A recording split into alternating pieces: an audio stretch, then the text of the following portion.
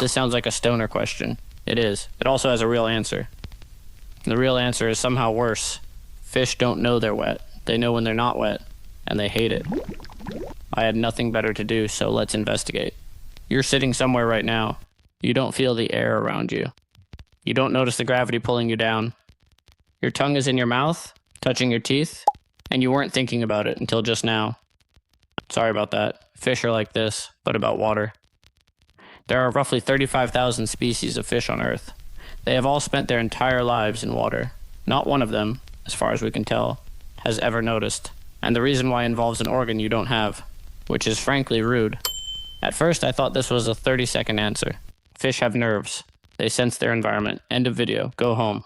In 1963, Sven Dijkgraaf at the University of Utrecht published a long, dense paper called The Functioning and Significance of the Lateral Line Organs. It is, on paper, very boring. It is also the reason we know anything about how a fish experiences being a fish. So, fish have skin. Skin has nerves. Nerves notice things. They feel temperature. They feel pressure. They feel currents. Cool. They know they're in water. Done. Cool. Mystery solved. Except, fish have an extra organ along the sides of their body that we don't have. Run your hand down a fish, if you have one and the situation allows, and you'll feel a faint line running head to tail. That's the lateral line. It's a stripe of tiny hair-like cells suspended in jelly embedded in canals just under the skin. Sounds gross. Is gross. Also, load-bearing. The lateral line doesn't detect water. It detects the movement of water, vibrations, pressure changes, a small fish swimming by, a current shifting, a predator approaching from behind. Fish can effectively see without seeing. Their whole body is one giant ear that hears the shape of the water around them, which means fish don't sense water the way you sense, say, the floor. They sense what the water is doing. Imagine if you couldn't feel air, but you could feel every breath every person in the room takes. That's a fish. Constantly, their entire life. And here's where it gets stupid.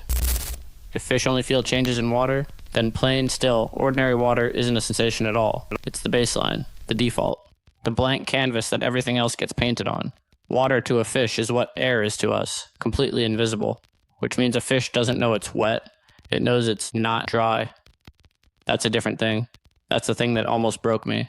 Take a fish out of water. Its whole nervous system lights up. It lights up with, what is this? Nothing is holding me. Air is a knife. But not with the realization, oh, I'm dry now, neat. The absence of water isn't reported as new information. It's reported as a 5-alarm emergency. To a fish, water isn't something you perceive. It's the condition of being alive. And anything that isn't water is a catastrophe. Culum Brown at Macquarie University has spent years arguing that fish are smarter, more aware, and more emotionally complex than we want them to be. Which is good news for fish. Bad news for us, because it means somewhere a fish has experienced existential horror and didn't have the words for it. It just had eyes. And the eyes were not okay. Don't think about that too hard. Which raises a different, dumber question. Can you feel air right now? Try. You're in it. You've always been in it. It's holding you. It's all around you. You have spent every single second of your conscious life inside this stuff. Notice it. Probably not. You can feel a breeze. You can feel a draft. You can feel air conditioning on your neck. But air itself, the general fact of air, invisible. You are also a fish, just a worse one. The same is true of gravity, by the way. Right now your body weighs something, and that weight is being constantly applied to your chair, or your floor, or your bed. You weren't thinking about it. You are now. You're welcome. Some thinkers have called this the water, meaning the thing you swim in but never notice. The thing so close to you that you cannot, by definition, see it. Fish have water, we have air. We also have habits, languages, jobs, calendars, the assumption that Tuesday means anything. All water. All invisible. All running our lives.